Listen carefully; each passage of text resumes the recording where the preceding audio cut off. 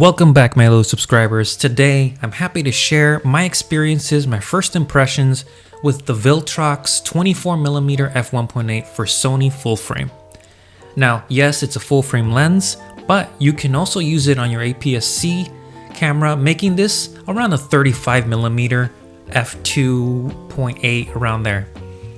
Anyway, the really neat thing that attracted me to this lens in the first place is the compact size, first of all, and second, the price point for what you're getting. Now, many of you are familiar with the G Master.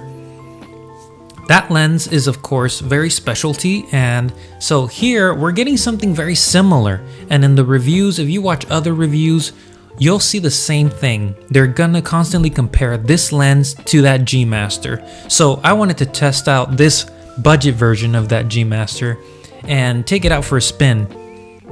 So I just showed you the Viltrox website, so you get the sense of all those features and all those, the number of blades, the construction, all that kind of stuff. But I really wanted to test the image quality. So here you're watching some sample footage that I took, trying to test out the autofocus system and the image quality.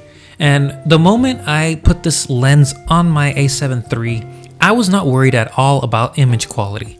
As you can see, it's very fine, it's crispy, the colors come through great and vibrant.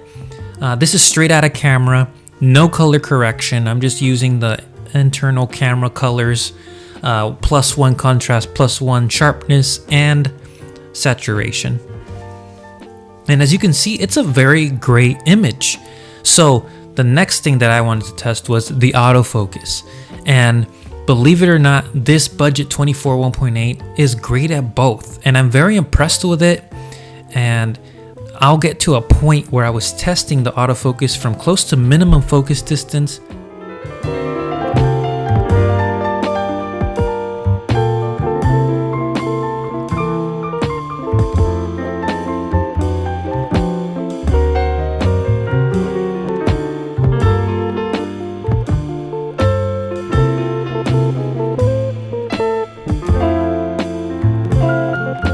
Which is in this clip right here, and then back to farther distance.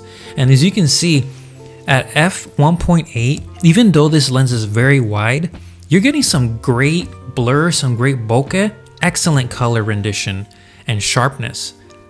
So you can really appreciate in this clip how fast the focus is actually acquiring. And I do like how smooth it was. I didn't think it was too slow or too fast. I thought it was like right in the middle. So it's not like the best autofocus system ever, and it's not gonna be like immediate, but I think it looks pretty cinematic to me, the way it transitions from one close point to the further point. But based on this video, you can see I just went back and forth. Here I'm using it at full frame, and then I tried a clip and super 35.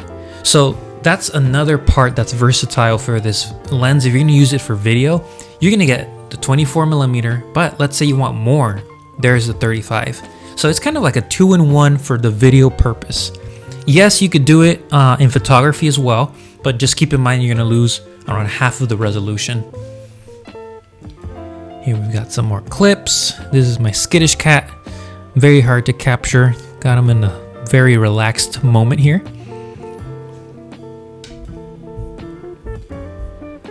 But overall, this is a great lens, and I'd say I'd recommend it. Who is this lens for? I think it's for people who want a compact, wide-angle lens with great colors, great autofocus, upgradable easily through USB-C, which I actually updated to the latest version, and that wants to use it for video. I think this is a great video lens because out of the tests that I did, I enjoyed the lens a lot more when I used it for video versus photography. Since I am primarily a portrait photographer, product photographer, and I do weddings, I think at times this felt too wide for me for an everyday lens. I could see it, pulling it out at a wedding just to get like an establishing shot, but not enough to keep me wanting to use it for photography. It's just not my focal length. I prefer 35, 50, 85. more of the common ones. But I think for video, this is a great option because, like I showed you, you get 24, and then in Super 35, you get 35. And the image quality through video it just looks so smooth. The colors are vibrant. I feel like you can get a lot more out of this lens for video. But that's not to say it's not a great photography lens. I'm sure you can do some great landscapes, some astrophotography. You could do portraits, of course. Put some flash on there, make the subject pop. The blur is there. The separation of the subject and the background is there. But in the end, I don't think it's for me, only because I'm not going to use this focal length as much with the work I do. So I do kind of prefer going to a zoom, even though it's not going to be that 1.8, which is amazing. I did love it. And I hesitated. I'm like, I don't know if I want to return this or not anymore. But I think I finally came to the decision that I don't use wide angle enough to justify keeping this lens in my bag or just sitting on the counter, you know? I want to use what I have. So I think for those of you who want versatile prime for video, this is an awesome lens.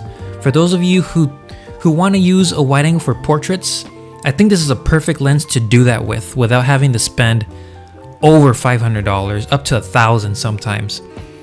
But if you are someone who's not going to use this focal length as much, and you might not want to have a lens just sitting there, I would recommend getting a zoom, whether it's a 24 to 70, 24 to 105, 16 to 35, you know, to get around that focal length, or even like the Tamron 28 to 75.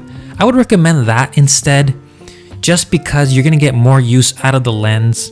It's going to be easier for you to pull it out and use it in different situations.